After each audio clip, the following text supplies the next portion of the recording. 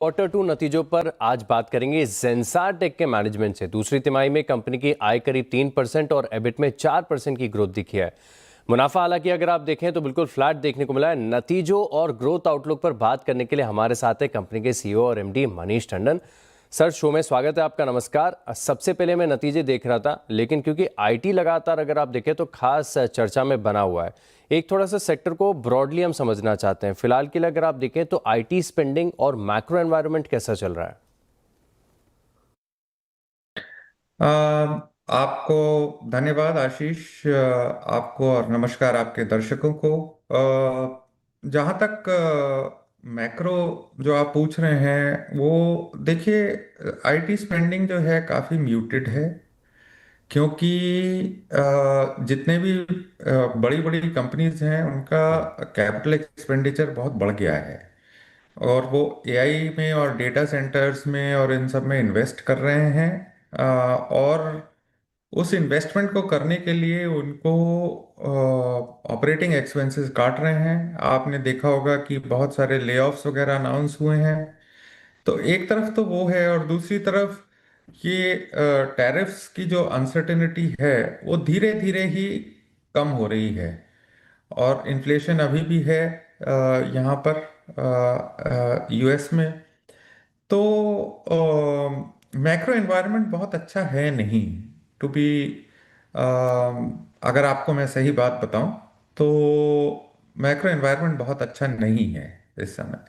और नेस्कॉम ने भी अपने ग्रोथ प्रोजेक्शंस वगैरह जो हैं काफ़ी कम कर दिए हैं। साफ समझ में आ रहा है कि मैक्रो एनवायरनमेंट फिलहाल अगर आप देखें तो थोड़ा सा चैलेंजिंग यहाँ पर नजर आ रहा है। लेकिन सर, अगर बात करें थोड़े से इंटरनल्स की, क्वार्टर के दौरान जो डील विंस थी यानी टोटल कॉन्ट्रैक्ट वैल्यू, टीसीवी जिसे कहते हैं, उसमें कैसा मोमेंटम रहा?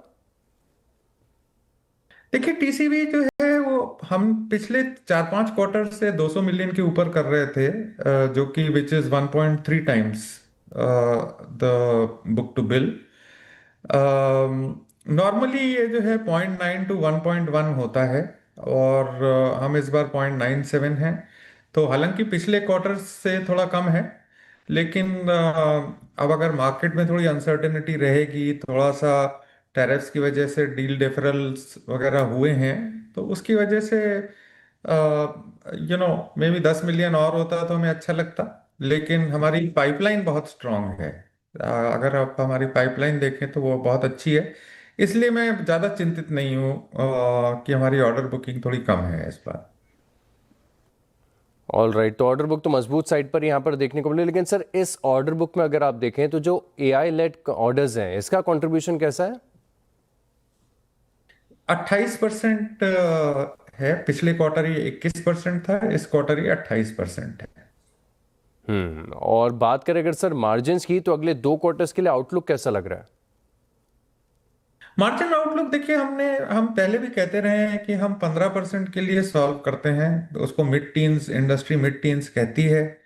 और हम काफ़ी कॉन्फिडेंट हैं कि हम उस मिड टीन्स में अपने आप को मेंटेन करेंगे।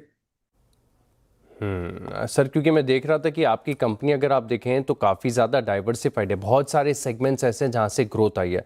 तो ये समझना चाहेंगे इस क्वार्टर के दौरान सेगमेंटल परफॉर्मेंस कैसा रहा, और आगे जाकर कौन से ऐसे सेगमेंट्स होंगे जिससे ग्रोथ बड़ी आएगी? देखिए, अभी अगर आप इस बार के रिजल्ट्स देखें तो हमने हर सेक्टर में अच्छा किया है। लेकिन हमने टीएमटी हमारा इतना खराब निकला है कि उससे सारा शीन जो है रिजल्ट्स का खत्म हो गया है। अगर वो टीएमटी अगर हम फ्लैट भी रख लेते, टीएमटी में जैसा कि आपने देखा है -10 9% डी ग्रोथ है। तो अगर हम टीएमटी को फ्लैट भी रख लेते तो हम ओवरऑल हमारी कंपनी करीब 3.5-4% sequential quarter on quarter growth दिखाती। तो और पाइपलाइन स्ट्रांग है, इसका मतलब ये है कि बाकी हम सेक्युलर ट्रेंड जो है वो पॉजिटिव देख रहे हैं हमारे लिए। बीएफएसआई अच्छा कर रहा है, बैंकिंग फाइनेंशियल सर्विसेज और इंश्योरेंस काफ़ी अच्छा कर रहा है।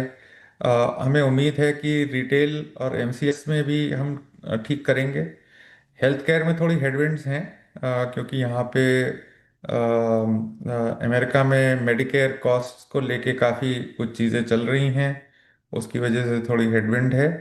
बट बाकी अगर आप टीएमटी को अगर छोड़ दें तो काफ़ी सेकुलर, काफ़ी अच्छी ग्रोथ है। ऑल राइट, तो टीएमटी को छोड़कर अगर आप देखें तो बाकी सभी वर्टिकल्स और सेगमेंट्स में काफ़ी बढ़िया ग्रोथ देखने को मिली है। शुक्रिया सर हमारे साथ जुड़ने के लिए और नतीजों के बाद विस्तार से हमारे साथ चर्चा करने के लिए। तो जेंसा